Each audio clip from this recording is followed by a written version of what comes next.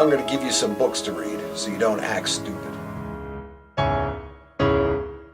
Hi, back again for Jasper's Book Club, and again, it's still summer, so I'm still out at the pool. Notice I have my Yote swimming shirt on, and I'm just sitting by the pool here. So people ask me, what do you do during the summer?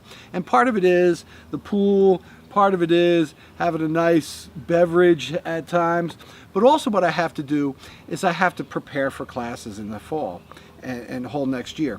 This fall I have a new class called Healthcare Policy, brand new class, never taught it before. So what I want to do is talk to you about some of the books I'm going to be using. The first one, and both of these are by journalists, because I do use academic books in the class, but boy, journalists are much better writers than academics.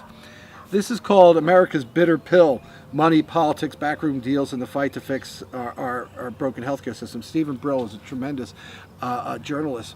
What this is all the behind the scenes of what goes on in our healthcare system, but also with Obamacare and how it got passed.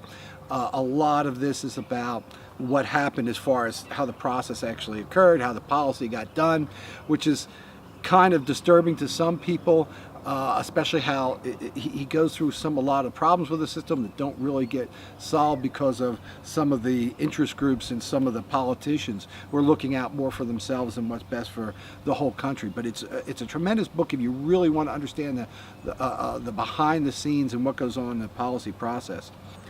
One of the other books I'm using in the class is called Healing of America, a Global Quest for Better, Cheaper, and Fairer Healthcare by T.R. Reid, another great writer.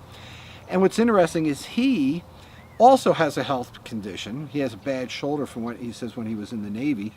And he goes to, and part of his search for healthcare is search for himself. But what's interesting about this book is Reid goes all throughout the world and looks at Germany, France, Japan, UK, Canada, and looks at their systems and thinks and say, what can we learn from them? What can the U.S. get from some of these other healthcare systems, which could actually help with how we could change our system?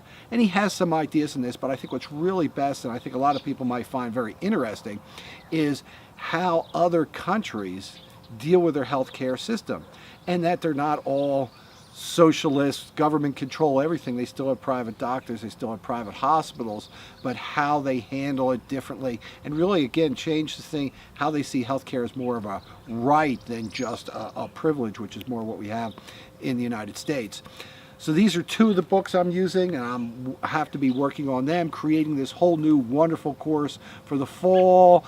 Sometimes working, sometimes, you got to take a break every so often, go in the pool, sit out in the sun. It's summertime. What do you do during the summertime? You do your reading. So don't be stupid, do your reading. See you later.